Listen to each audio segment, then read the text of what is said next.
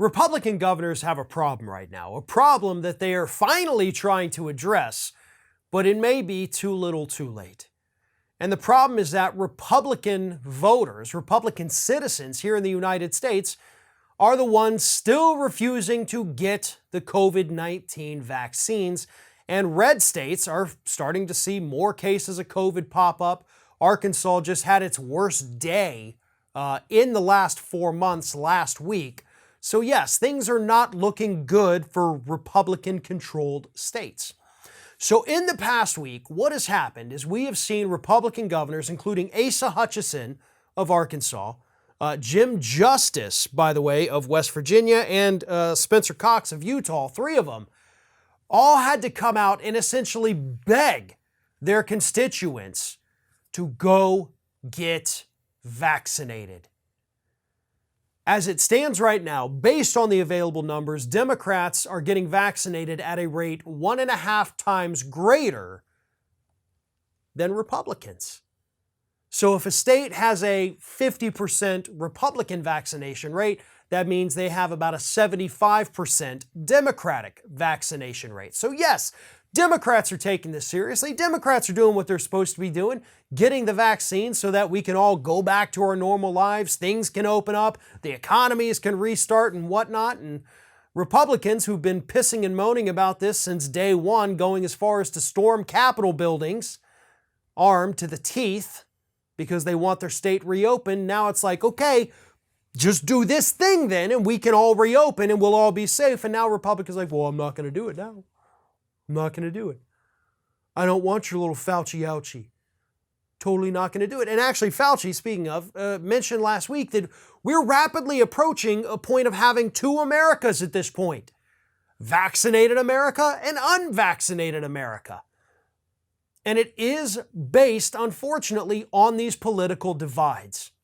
And it's political divides that these governors who are out there begging their constituents, please, please get these vaccines now, y'all help foster this.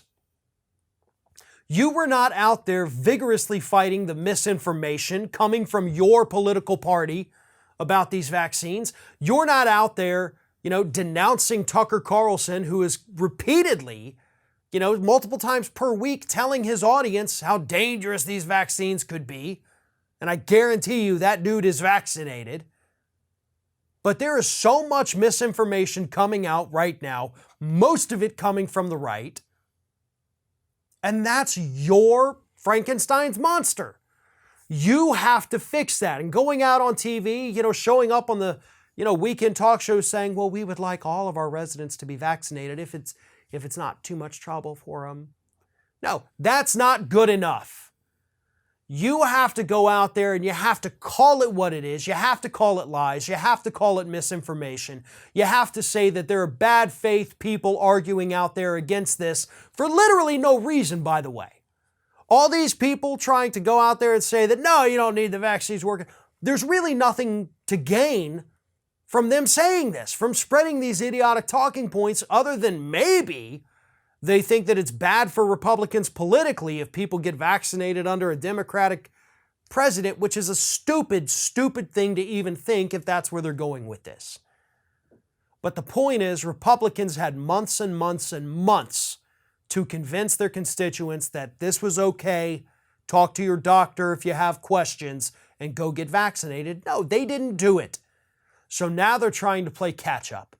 Now they're starting to see the ramifications of that.